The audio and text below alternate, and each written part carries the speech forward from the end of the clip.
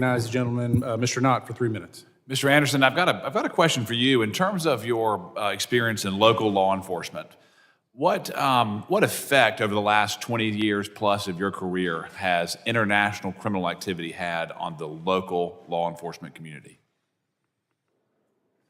You. Yep. I'm sorry. Well, the international crime has had a huge impact on our local law enforcement community. So understand almost every precursor used to manufacture methamphetamine, fentanyl, or any other illicit manufactured drug like that comes from China to the cartels to across the rest of the U.S., which that's affecting every community across the U.S. But also with that is the underlying crimes such as the homicides, the sex trafficking, all the other crimes that come along right along with it, which it affects every community in the U.S. So it affects absolutely everyone. No one's immune from it. Oklahoma is a very rural state of 4 million people, and we're devastated by transnational criminal organizations. In terms of the open border of the last 4 years, how did that affect organized crime in your local communities? So I understand, and I got to say this. First off, I'm not a politician. I'm not even a political I'm not asking. I was in law enforcement before I ran here.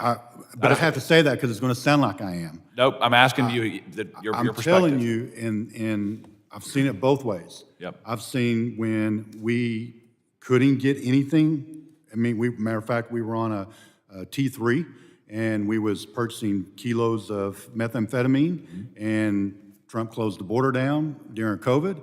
Nothing. Yep. I mean, it was 6 months. And cocaine, and Anything. heroin, Anything. and crack, all of it. And then we leave, we change administrations, we're flooded, we're inundated with controlled dangerous substances. Once again, I'm not making a political statement, I'm telling you what I've seen. And what effect does that have on law enforcement? Can you successfully fight crime with an open border?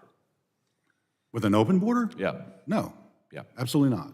And in regards to the task force model, linking federal and state law enforcement, have you had any kind of experiences with that in your career?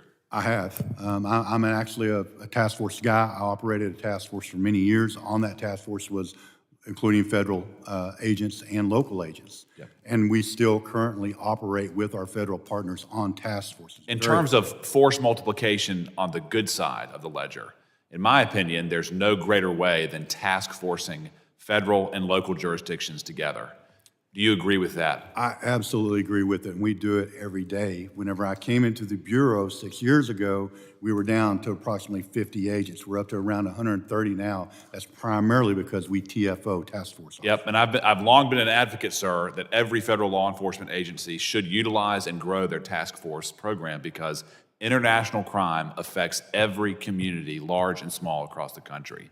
Isn't that true? That is absolutely correct. Well, Mr. Anderson, thank you. I'm glad I got a second round to ask you questions. To all the witnesses, please come back.